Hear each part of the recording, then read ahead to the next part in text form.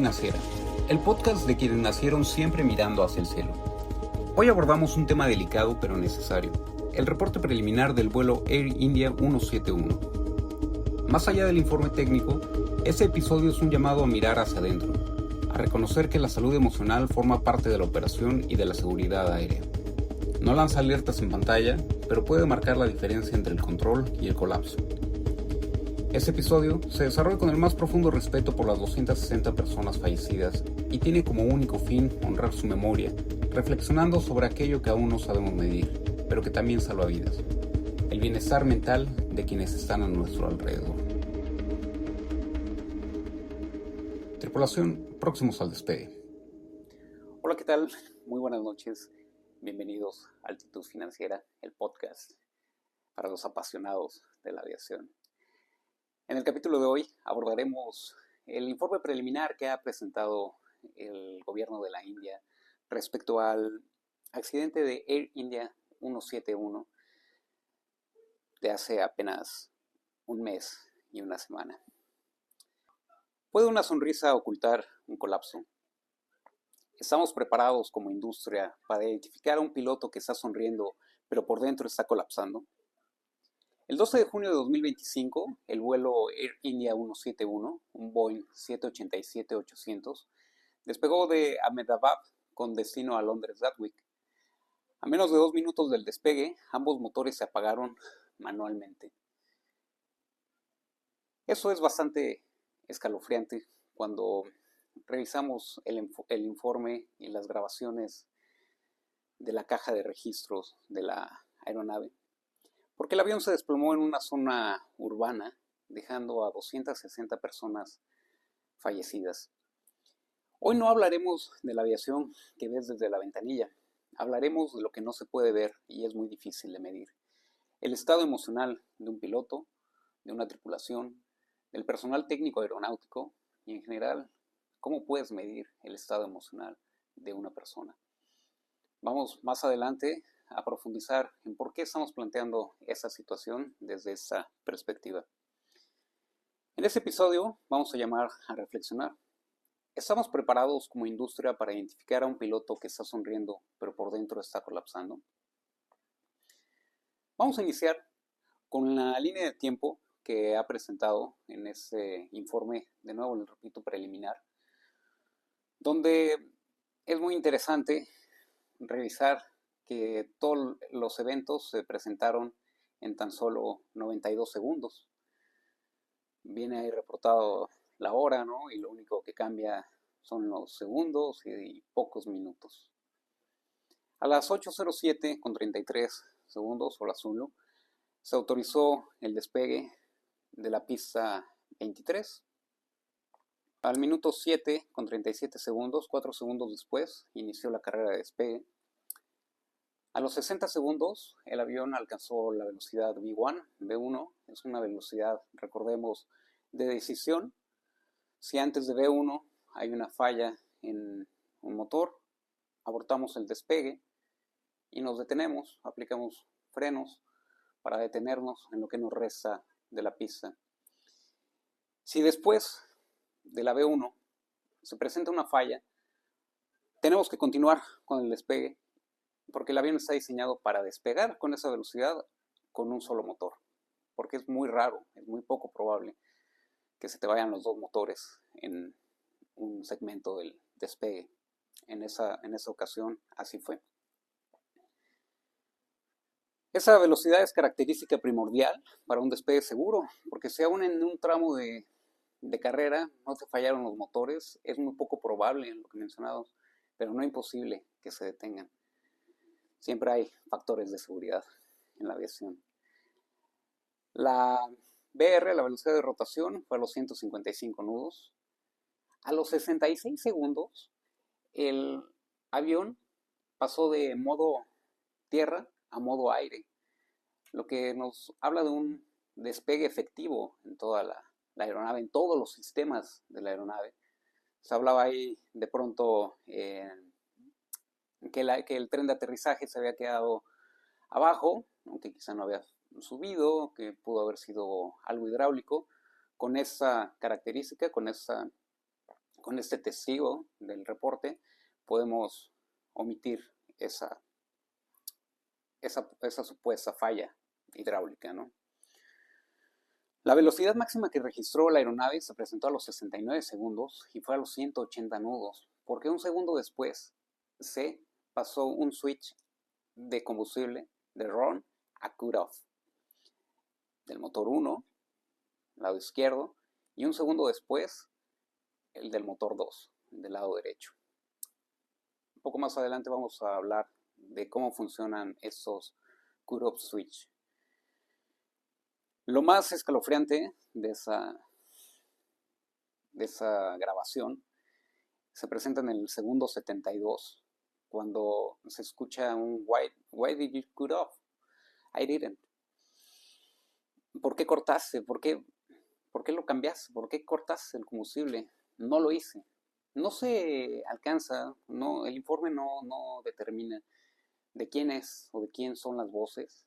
Se escucha menciona que se escucha mucha confusión en la cabina, pero creo que esas dos frases pueden decir mucho para el informe final, que faltará mucho para que se presente, ¿no?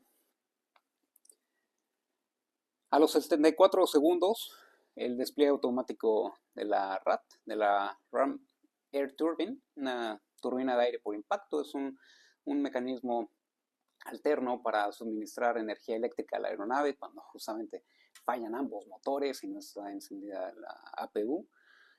Y como muchos también ya lo sabíamos, ¿no? Es una característica que se veía en el video que algunos mencionaban. A los 79 segundos, 5 segundos después, se intentó reactivar el motor 1. Pasó de switch a RON, pero pues fue demasiado tarde, ¿no? A los 83 segundos se intentó relanzar el motor 2, tampoco se le tuvo éxito. A los 92 segundos una llamada de Mayday y hasta ahí terminó la historia del vuelo Air India 171. Vamos a pasar entonces al análisis técnico y humano. ¿Falla técnica o acción humana? No hubo alarmas técnicas previas al corte, no se registró ningún warning, ninguna alerta de los sistemas que pudieran inferir que llevara a cabo esa acción alguno de los tripulantes de la cabina. El cockpit voice record capta confusión entre los pilotos. La activación manual sugiere una intervención humana. Aquí la pregunta sería si fue deliberada o no. ¿Podemos hablar de un reflejo condicionado? Se puede hablar entonces de un entrenamiento de simulador y horas de emergencia, donde identificas su entorno, te familiarizas con tu cabina, te familiarizas con el flujo, de cómo manejas y administras y operas tu cabina. Tenemos el ejemplo de nuevo con la velocidad V1, la velocidad de decisión, un reflejo condicionado, un reflejo entrenado en simulador y en horas de emergencia. Es cuando se canta V1, V1, quitas la mano de la potencia, las dos las llevas al timón, ¿no? V1, se quitan las manos de la potencia, ya no se lleva, porque ya no podemos abortar. Que justamente después de una falla, ¿no? Podemos tender a cortar, podemos tender a quitar. Pero en ese momento, las dos manos, después del despegue, después de V1, las manos de los pilotos están fuera del área de la palanca de potencia. Otro reflejo condicionado o entrenado es en una aproximación por instrumentos, escuchas mínimos, no ves la pista y dejas de empujar el timón, ¿de acuerdo? Eso se le llama un reflejo condicionado. En ese caso, en ese momento, no hay condiciones para decir que fue un reflejo de alguno de los dos pilotos cortar un motor y un segundo después el segundo motor y que se escuche en la cabina, ¿por qué hiciste eso? Yo no lo hice, ¿no? Es bastante extraño. Aquí no vamos a llamar a la especulación, no vamos a marcar culpables en un informe preliminar, pero sí vamos a llamar a la reflexión del estado emocional, de lo que no se puede medir tan fácil en los exámenes médicos o en los entrenamientos. cómo se sienten los pilotos de una cabina. Dice, un reflejo condicionado es una respuesta automática aprendida. En la aviación podría ser un gesto repetido erróneamente bajo presión, por ejemplo, mover un switch sin plena conciencia dentro de un flujo. Si tú estás en la cabina en un segmento de despegue, pues tratas de limpiar todo tu avión. Aquí es interesante cómo no subieron el tren de aterrizaje, ¿no? Los flaps sí los alcanzaron a retraer, pero nada de eso, de nuevo, el flujo, ¿no? O sea, no lleva a desactivar dos motores, ¿no? Y sobre todo dos motores. Eso plantea qué grado de automatismo opera bajo fatiga o crisis emocional. Aquí a esa crisis emocional, además yo la llamaría crónica, porque no es una crisis emocional de que se te haya caído el café en la mañana y decidas cortar los dos motores, ¿no?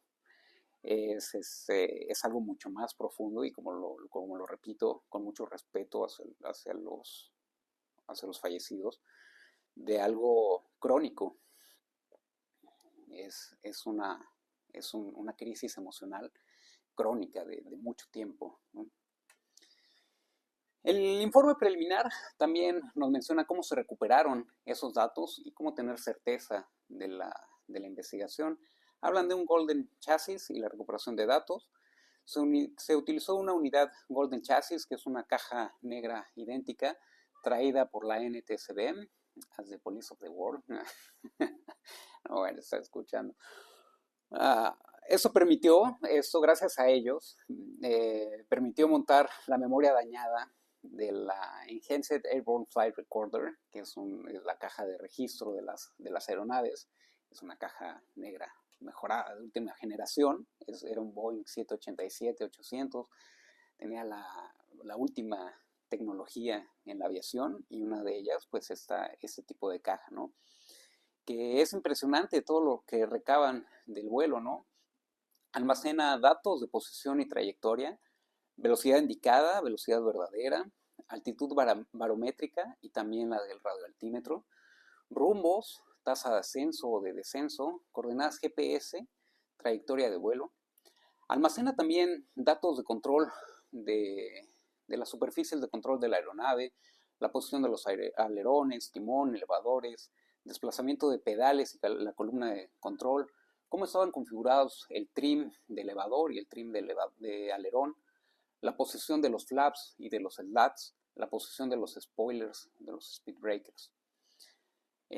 Aquí es muy interesante porque confirman con los datos de motor y sistema de propulsión los empujes de motores de los medidores del N1 y N2, las dos turbinas, la temperatura de gases de escape, posición de la palanca de potencia, los flujos de combustible, el estado de ignición y apagado y eventos de corte manual o automático. Es muy puntual esa caja registradora de cómo registra justamente ese evento. Lo registra como tal, como un evento. No es algo que determine. Es un registro fehaciente en tiempo real, ¿no? Eventos de corte manual o automático, como el del Air India 171.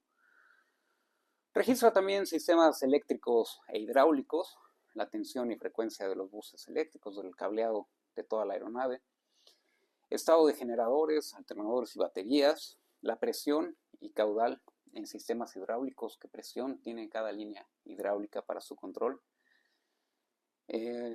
Almacena también sistemas de vuelo automático y de navegación, estado del piloto automático, modo de vuelo, altitud y rumbo seleccionados, modo de control manual o automático, presión en cabina, estado de tren de aterrizaje, estado de compuertas, activación de la RAT, alertas de sistema, ¿no?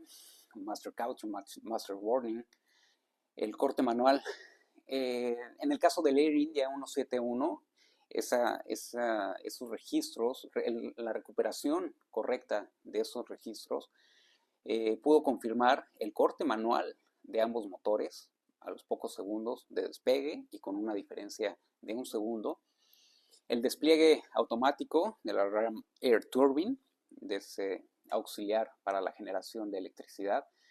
Los intentos de relanzamiento, los intentos de reactivar los dos motores y los parámetros normales antes del evento, sin falla técnica inicial, no marcaba ninguna alerta, ningún warning.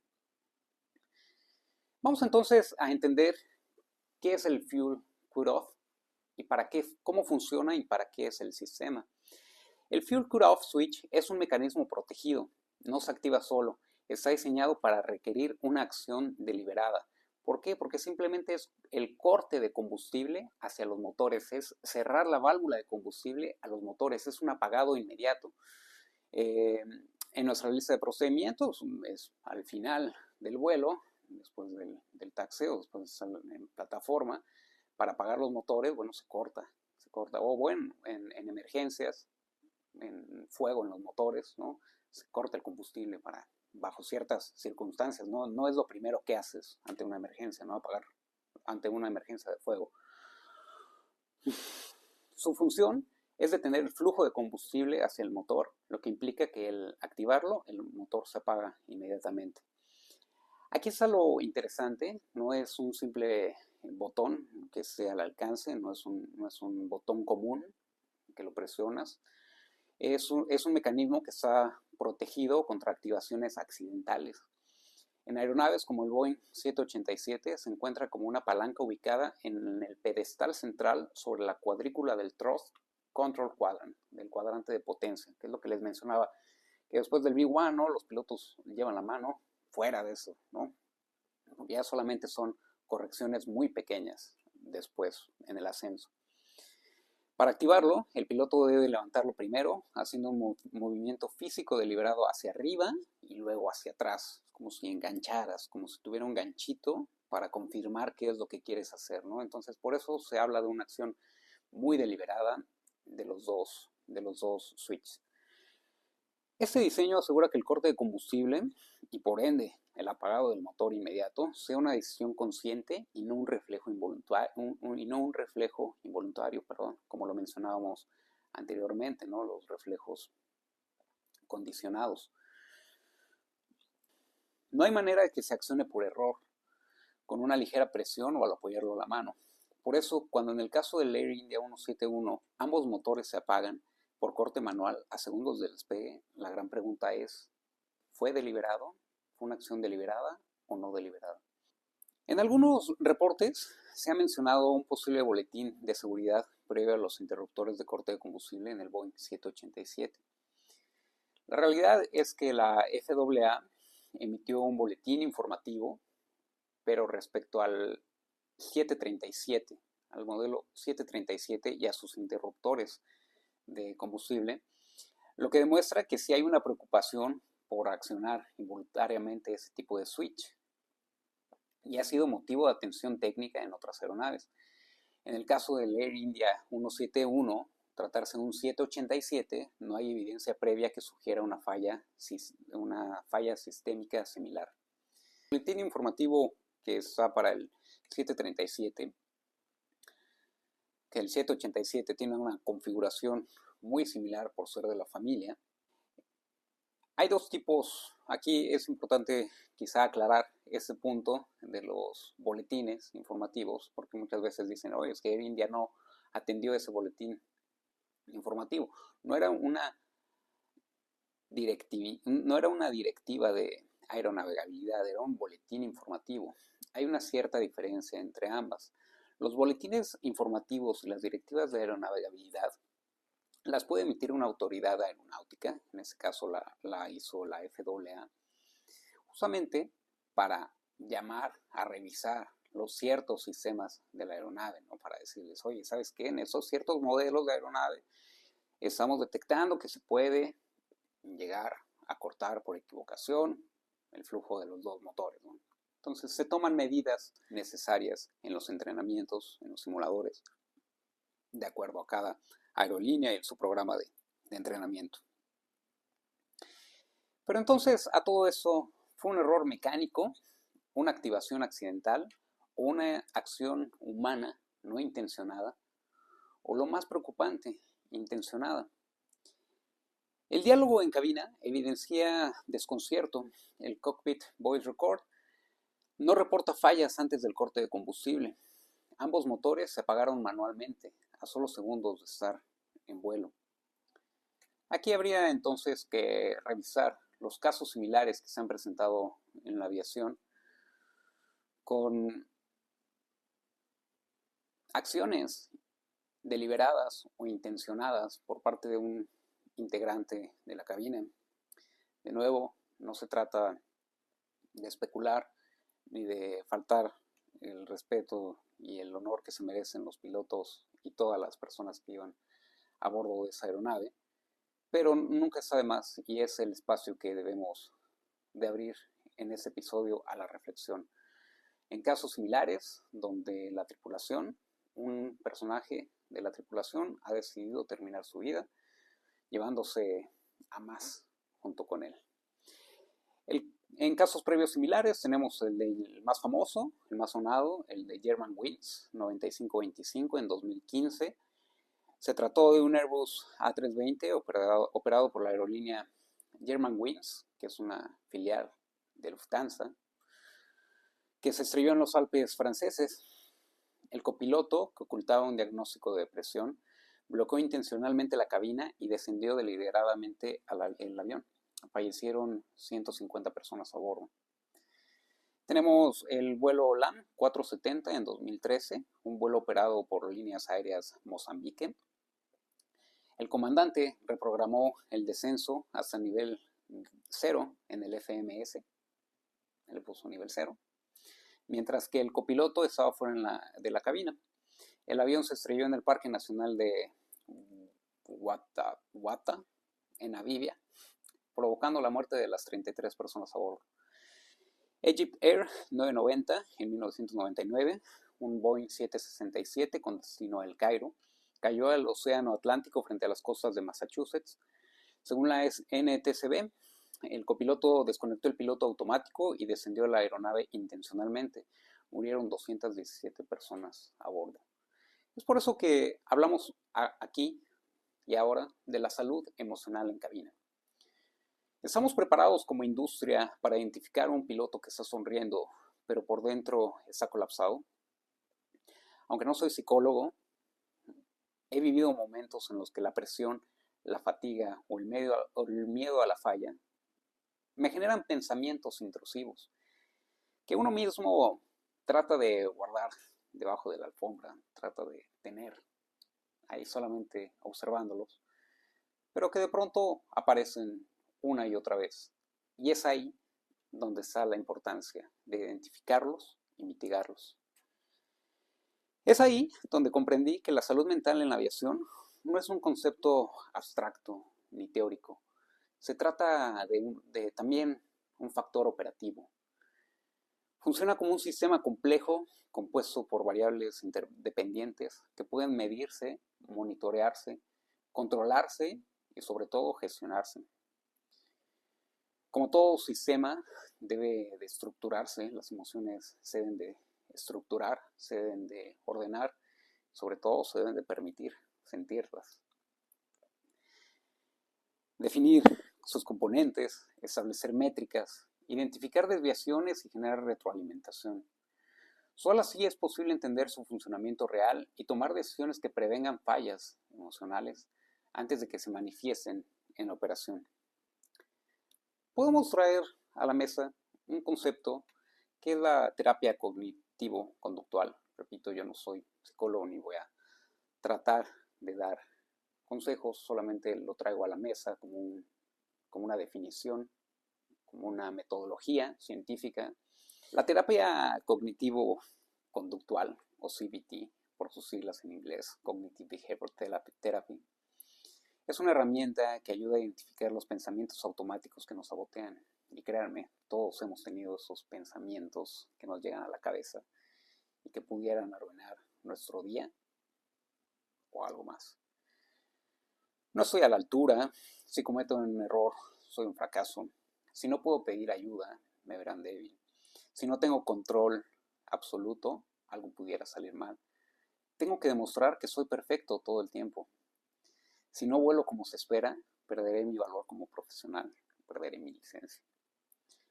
Como piloto, he compartido cabina con colegas que muchas veces no expresan más que las palabras técnicas. Y está bien, es dentro de lo profesional, pero no está bien que se pudieran mantener así a lo largo de toda su vida.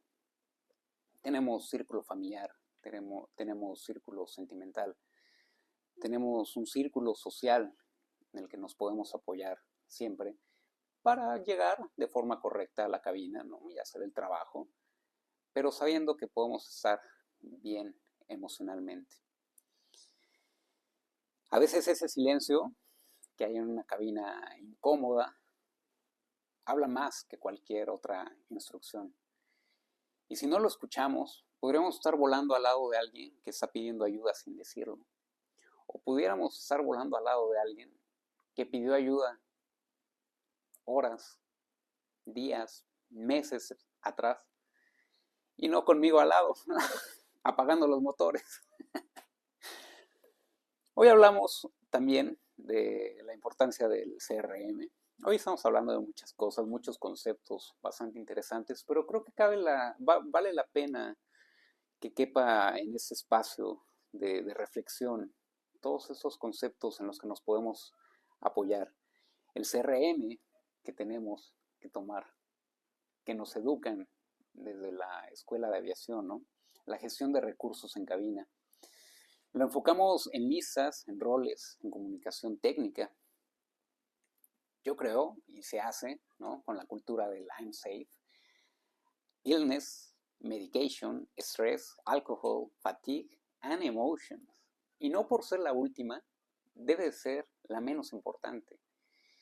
De todas estas, el malestar, enfermedad, algún medicamento, estrés, alcohol, fatiga, creo que se pudiera identificar, pudieras ver que estás llegando enfermo, ¿no? Con gripa o deshidratado, medicado, pues de pronto ahí pues también como que las drogas pudieran jugar un papel. El estrés, ya ahí se empieza a complicar. El alcohol, bueno, tenemos las pruebas. Fatiga también se denota un poco entre los tripulantes de cabina. Y las emociones. ¿Cómo medimos las emociones? ¿Cómo evaluamos a nuestra cabina que sea emocionalmente estable para llevar una operación de manera segura? ¿Qué hubiese pasado si uno de esos pensamientos automáticos se disparó en ese vuelo? ¿Y si el cuerpo del piloto reaccionó antes que la mente por un reflejo aprendido? La terapia cognitivo-conductual no solo es terapia, es prevención en entornos de alta exigencia como la cabina. Por ello, en capítulos anteriores hemos hablado de cómo gestionar un día duro, cómo gestionar esas dificultades que tenemos en el día a día, que la vida te presenta en cada momento, para llegar a una cabina segura, confortable y que puedas realizar tu trabajo de manera excepcional. La aviación, más allá de máquinas, está rodeada de personas y es de humanos cometer errores, pero también es de humanos buscar soluciones y enfrentar las dificultades que se presentan. Los pilotos del Air India 171, así como los pilotos de los vuelos anteriores, cumplían con todos los requisitos médicos y tenían la experiencia necesaria para volar.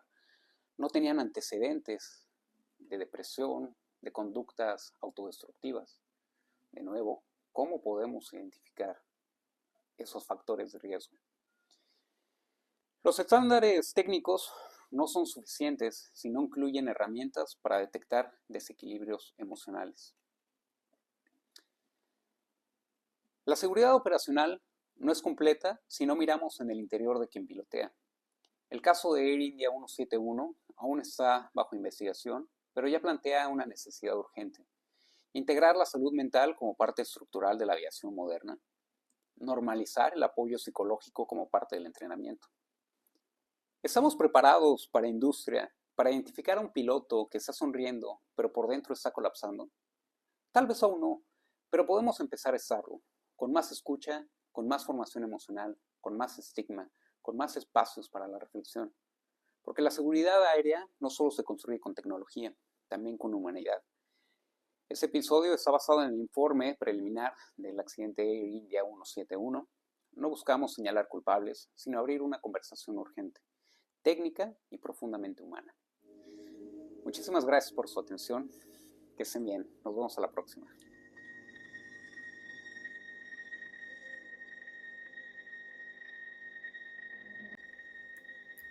Tripulación, 10.000 pies.